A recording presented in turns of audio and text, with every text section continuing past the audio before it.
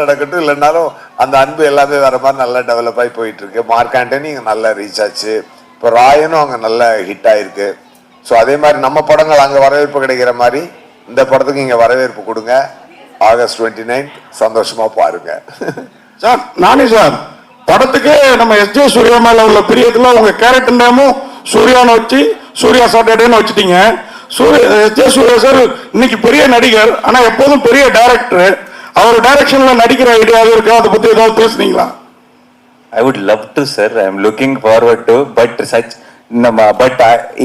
if Ajay Surya sir will say he will direct now with me or with anyone, I think I will discourage him right now, because we will lose out on such a fantastic actor acting in so many films in so many languages.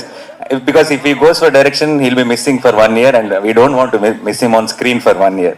Yeah. Nani sir, Tamil ரசிகர் வந்து உங்களுக்கு